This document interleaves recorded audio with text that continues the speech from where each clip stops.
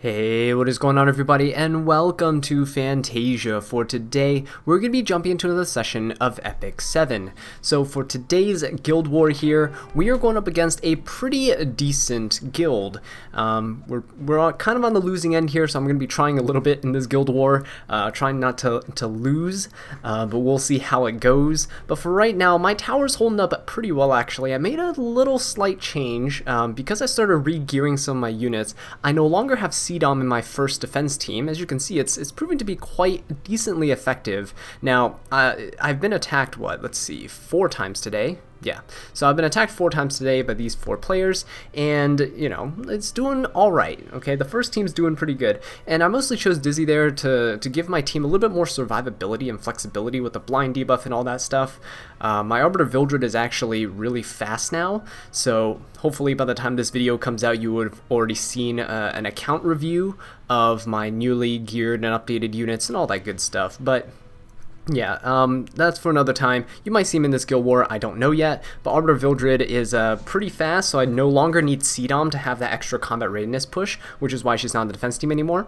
Going for our joke of the day, this is more of an inside joke, but why couldn't Icarus climb the RTA ladder? Well, because Icarus fell. Yeah, rest in peace Icarus with his RTA stream. Didn't necessarily have the best results there, but hey, it's alright. He still has time to climb up. Alright, I have faith in him. So, we're going into our first battle here against, I believe, Chua.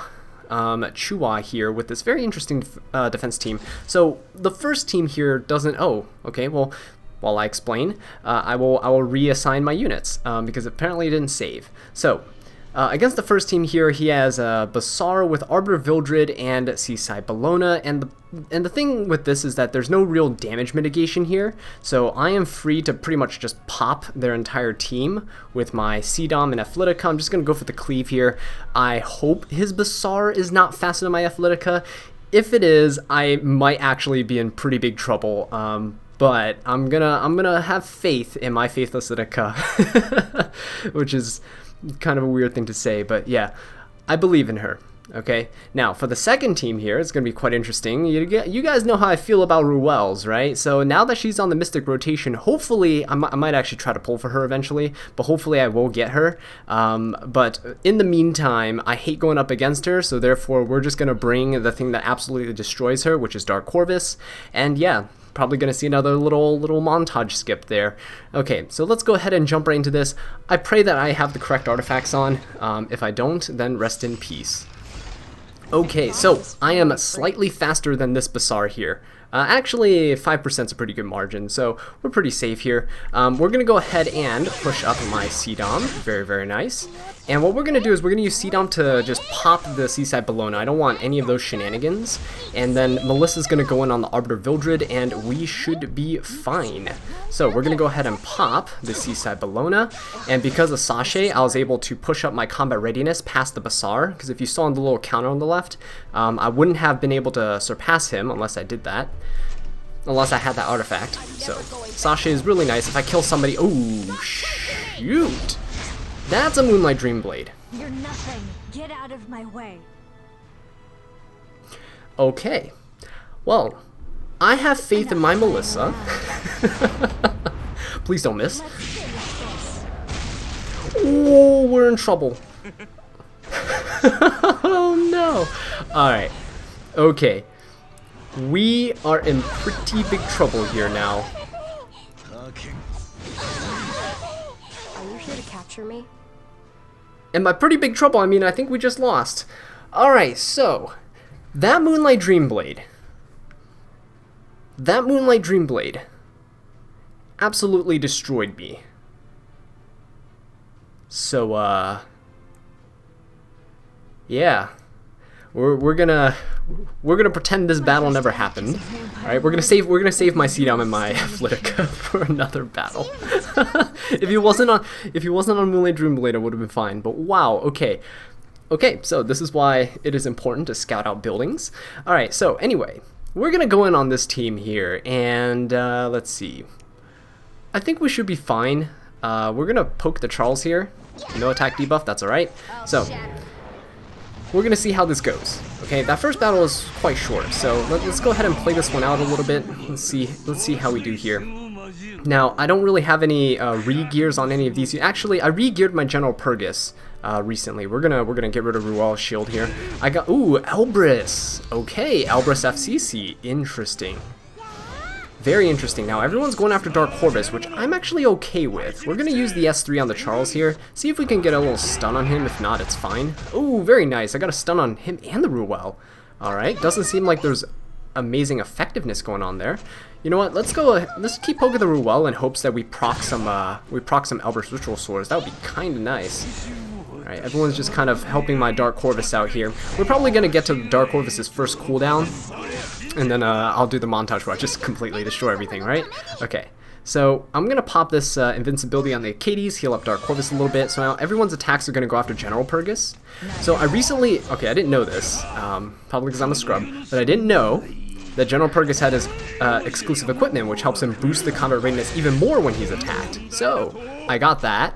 General Purgus is re-geared. He now has 27,000 HP, and he's just an absolute tank. Just look at him taking absolutely no damage whatsoever, right? He is an absolute beast for Wyvern 13, and I am so happy that I built him. He has his one more Awakening Star that I want to get. Gives him extra defense, a little bit of flat HP, which is going to be good. It's going to scale a lot with his other gear. So yeah, anyway, I guess it's time for Dark Corvus to do some destruction. Let's go.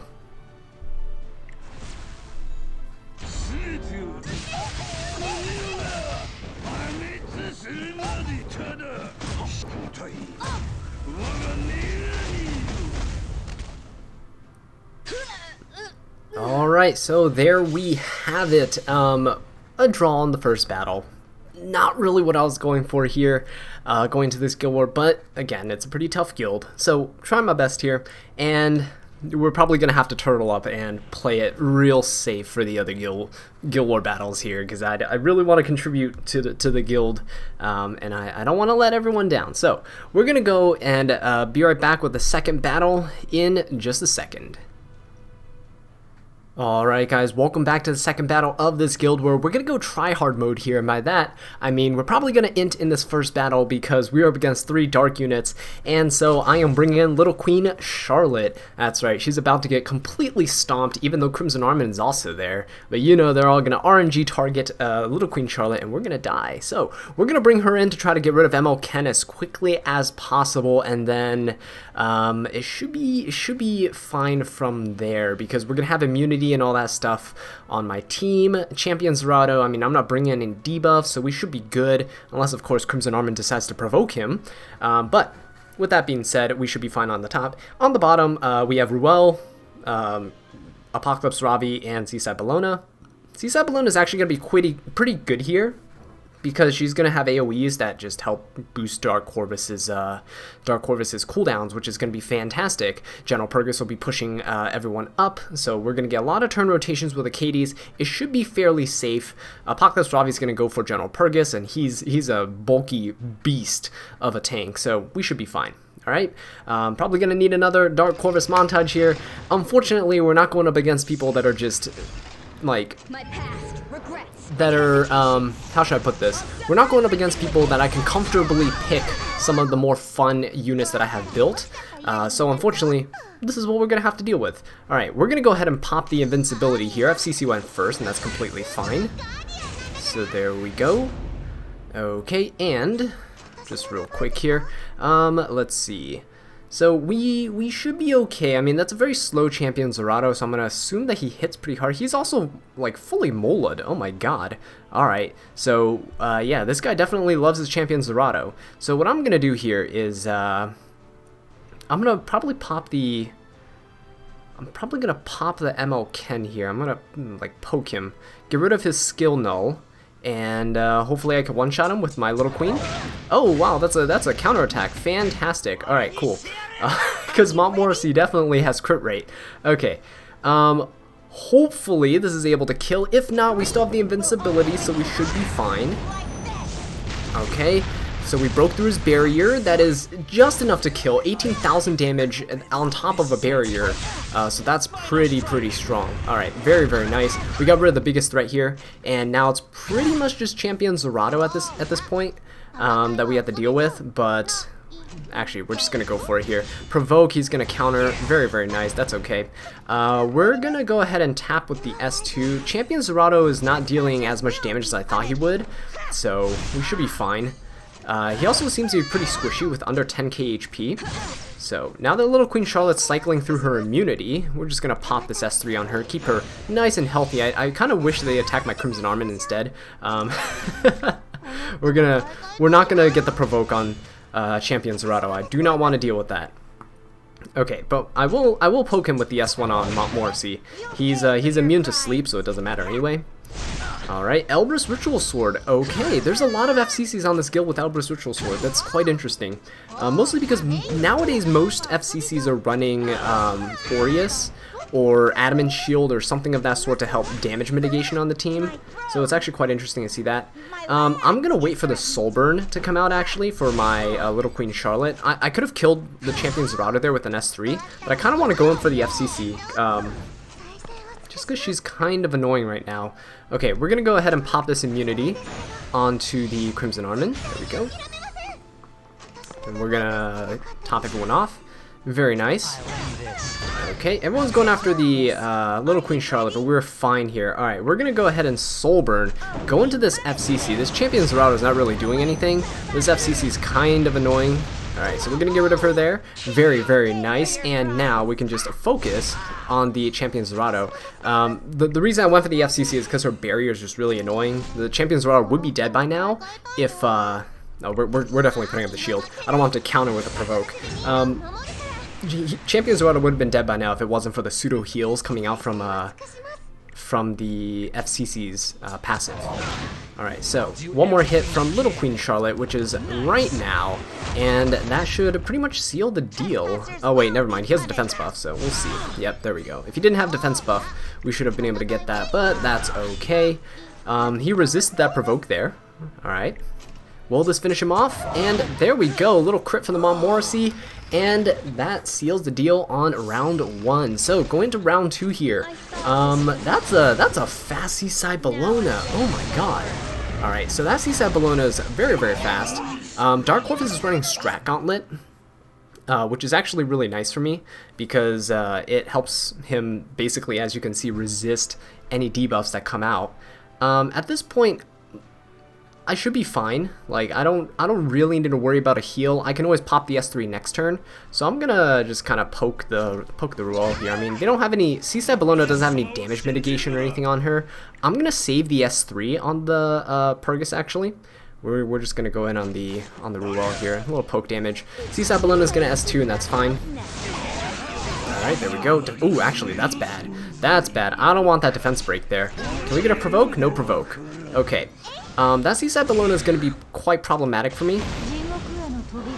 But it's okay because everyone's hitting my general per... Whoa, that defense break. That defense break. That's probably the only way I could die is if they defense break me and then go in after my tanks. Alright, so very nice. No one has immunity anymore. We're going to go for General Purgus, and I want to stun the Apocalypse Robbie, actually. We'll try to go for that. Nope, but I got the Ruel and the Seaside Bologna, so wasted Seaside Bologna's turn right there. Very nice.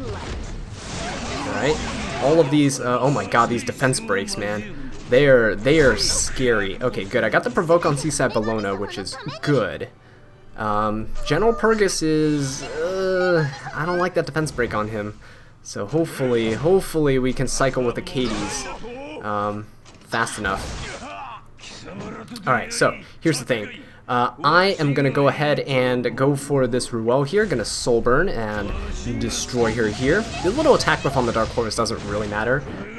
Soul Burn pretty much ensures that I get at least 22,000 damage in. Alright, very nice. 27,000 damage. Very, very good. Acades is going to be able to use her S3. Now, you might have noticed at the beginning that Seaside Bellona was faster than my Acades. And the reason why my Acades is able to rotate so fast is because General Purgus is a freaking beast. And he's just basically pushing up all of my units every time he's attacked, right? Any of these AoEs from Seaside Bellona, as you can see, the combat readiness of Acades is just getting pushed up and up and up. And she's able to cycle through her heals so fast. Her cleanses come out so frequently that I don't really need to worry about any debuffs. So I know that some people love Fighter Maya. I know that some people love, you know, there's certain light baits like Crimson Armin and stuff. I'm a huge fan of Crimson Armin. She's plus 15. But man, General Purgus, he is freaking amazing. Alright, we missed the attack down there. I wanted to get the attack down on Ravi, which is why I attacked her. Alright, and good. Everyone's kind of attacking my Dark Corvus, so I'm kind of glad for that, because I got the provoke. Oh, nice, I got another one. Very, very nice, please. Okay, so now we should be able to, you know, I'm just going to poke with this. We should be able to just kill this Apocalypse Ravi with this upcoming Dark Corvus. Alright, so let's go for that right now.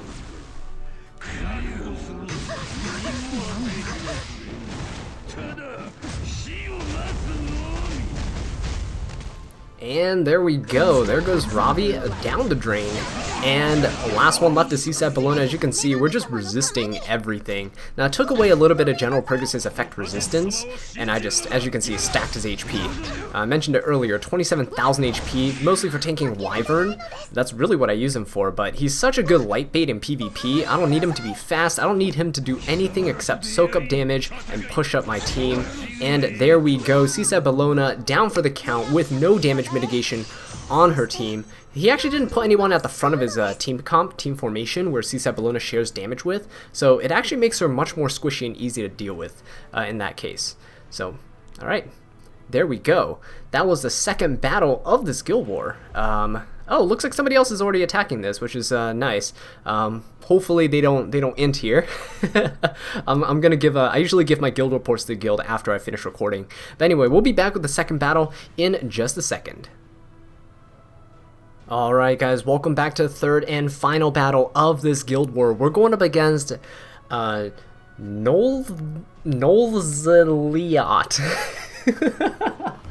I don't... Okay.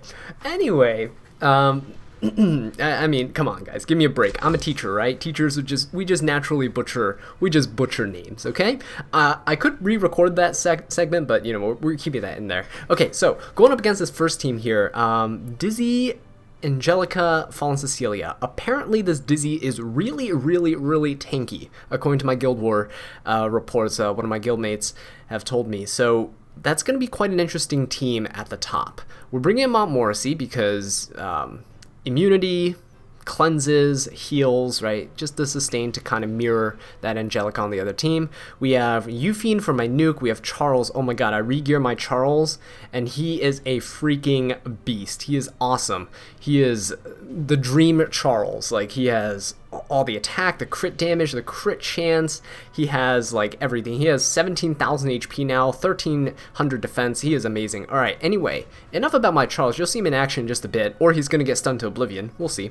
The second team we're still bringing in Dark Corvus and stuff, because the reason why I'm bringing in this really tanky team on the bottom is because apparently the Arbiter Vildred and the Biken are like 230 something speed, so that's really scary. And I don't really have any other teams that can deal with this. I could bring in like Faithless Litica, but the problem there is that I would I can't really deal with the Arbiter Vildred reviving, right? And if it's a Moonlight Dreamblade Arbiter Vildred, I need to be careful about that, because we all know what happened in that first battle, right? So anyway, we're going to go ahead and jump right into this and see how it goes. Alright, so, okay. Going to this here, the Dizzy is actually everyone's slower than my Mount Morrissey. Okay, that's quite interesting. My Mount Morrissey is only like 185 speed. We're going to go ahead and pop an immunity on the Euphine here. Mostly because I just don't want her to get debuffed by the Dizzy. Alright, Fallen Cecilia is going to go, put the skill nullifier on everybody. He's basically turtling up here. We haven't... Oh yeah, there we go. Charles, please pop off this battle. There we go. Missed the crit there. Oh wait, no, we didn't miss the crit. There we go. He keeps getting a barrier, which is kind of annoying. All right, so the S3 coming out from Dizzy. We have immunity. We're all good. He is probably on Abyssal Crown. I'm not sure actually. I didn't pay that close of attention to the Guild War report. Sorry, Kaganaru, but we should be fine. Okay, so we're gonna go ahead and pop a little bit of a heal there. I'm gonna go for an S1, and the reason being is Charles is coming up here, and Charles is going to give my Euphine an attack buff, so I don't want to waste her attack buff with Charles's. I'm going to use her S2 when it's like the one more turn left on the attack buff from Charles. So there we go. As long as we take down the Dizzy, we should be fine. So that's the thing. And everyone's pretty much going to be at least... Ooh. Hey, that's not what's supposed to happen. Whoa. Hey. That's illegal. Alright. He healed up the Dizzy to full health, but here's the thing. There's no defense buff on the Dizzy. There's a little barrier, but it's fine. Euphine's S3 actually deals 50% more damage when the enemy is buffed. So, the barrier counts as a buff. We're going to go in for this. I mean, she has immunity anyway, right? There is an Aureus on the FCC, but that's fine. So there's a one-shot on the Dizzy, 20k HP. There's no way he's living through that. We're definitely going to need to heal up the Euphine. She's taking a bit of damage from Fallen Cecilia, but she is quite bulky, so she should be fine. Alright, Charles is stunned. Unfortunate, wasted turn, but it's alright. We're going to keep everyone healthy here with all these chunky heals. And we're going to try to poke down this Angelica. Oh, she has Candlestick. Okay, Candlestick Angelica is actually quite annoying. So we're going to go ahead and pop this S2 here. Got the silence on her, which is actually good. Candlestick is actually really annoying because the fact that it just resets her like S2s and she just keeps healing herself to full health every single turn, which is really annoying. But Charles coming in with all the deeps, all the big damage, and we got rid of Fallen Cecilia. Euphine as a nuke, I mean, defense break on the Angelica, it doesn't matter how much she heals here. She is pretty much screwed at this point. Euphine gonna come in and finish things off. Attack buff, defense break, I mean, 25k damage on an S1? Yeah, that pretty much sealed the deal. Okay, for the last battle here, oh, that is fast biking. Okay, actually, that's actually pretty good. I like this. You know what? I'll take this. Biken would have either gone for Dark Corvus or gone for General Purgus. Okay, so those are the two options that he had. The Arby actually isn't as fast as... Maybe I read the Guild War report wrong, but the Biken's fast. So Biken would never go after Acades because Acades is fire. There's elemental disadvantage. So Biken's always going to go for either Dark Corvus or the General Purgus. Dark Corvus is like 150% effect res, so this Biken's not landing a debuff on him. And as you can see with General Purgus, one of the bleed stacks landed, so this Biken's just doesn't have any effectiveness at all. Only one bleed is guaranteed to land, so we're good in that case. There's not that much damage on the Purgus. But as you can see, when she hit the General Purgus, I mean, she hit twice, right? Or S2 into S3. It's really good for me, because the fact that... it just pushed up all of my combat readiness of my slower units, right? So I'm going to go ahead and pop this S3 here. Hopefully I land a stun on the Ken. Nope, but I landed a stun on the Arby and the Biken, the people I don't care about. Alright, cool. Anyway, so it's actually fine that we landed a stun on the Arby, so he's not going to go. But what we're going to do is we're just going to chip down the Biken. She should be fairly squishy, as you can tell. So we're just going to go for that. We're going to chip her down a little by little. Defense break on the Purgus, I don't like that. So I'm going to go ahead and cleanse this right off. Right, and notice how Dark Corvus just doesn't get any debuffs on him. So much effect resistance. Super, super good. But yeah, we're going to poke the Biken down. We should be able to kill her fairly easily. Very, very squishy there. And we're going to save our big first S3 on the Dark Corvus for the ML Ken. We got to get rid of ML Ken because he is the biggest threat here. Arbiter Vildred doesn't really do much with 3 tanks like this, so as you can see, yeah, pretty much nothing there, right? There's a blind debuff, but does it really matter? I mean, alright, so we have first Dark Corvus's S3, so we're going to go in on this ML Ken, and he's pretty much deleted off the map. Okay, and so now the thing is with Arbiter Vildred is he revives, right? But his S2's cooldown is 5 turns, so basically after he revives, I have about 5 turns to kill him before before he gets his revive again, right? We should have enough DPS for that. Should be fine because his skills are basically AoE anyway. So he's going to charge Dark Corvus's S3 fairly quickly. Alright, got rid of all the bleed debuff stacks on my General Purgus. We're going to go in on the Baiken. She's down for the count. And now we pretty much have Arbiter Vildred. So I'm going to go ahead and pop the invincibility on Acades. This pretty much forces him to hit my Dark Corvus. There we go. He's going to hit my General Purgus. That's his default AI's target. Oh, there we go. We got the Provoke, so there we go. Very nice. And it seems like it's a pretty squishy Arbiter Vildred. Now, I don't think I saw anything proc. It's definitely... Oh, okay, there we go. It's Alexa's Basket. So as you can see, even with Alexa's Basket procking, I mean, my Acades has what? I think 1,500 or 1,600 defense with 16 or 17k HP. She is a very bulky healer as well. I like to build my healers like super tanky, just so they can kind of basically take the wrath of anything DPS try to throw at them. Alright, so Dark Corvus has his S3 up, but what I'm going to do is I'm just going to DPS down the RB normally, get him to force him to revive, right, like here. And now I can guarantee that oh my god, it's Alexa's Basket proc. Whatever am I going to do? Alright, and I can pretty much guarantee to kill him on the next turn. So I'm going to go ahead and pop this S3. He still did quite a bit of damage with Alexa's proc there, but I'm going to get the attack buff on everyone, just so we can overkill this Arbiter Vildred, get revenge for that round 1, heal everyone almost to full health, and bye-bye RB.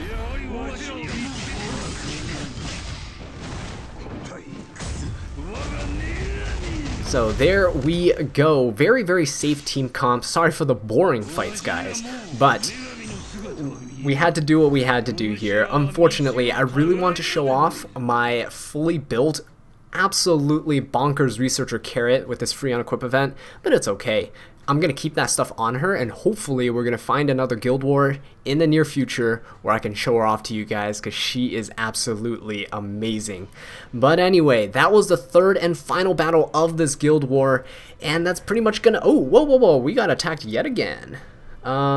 Oh, okay, defense failed 10 minutes ago. That's alright. They're gonna be gunning for my tower here. So we have 1, 2, 3 failed defenses, 2 defense draws. You know what, I'll take it. It's fine. They're gunning for our towers because they want to take down our central fortress. So anyway, that's gonna be it from me today, guys. Thank you all so much for watching this video. I really do appreciate it. If you enjoyed it, please leave a like, subscribe for more Epic 7 content, and leave a comment down below letting me know what I can do to improve. And until next time, take care.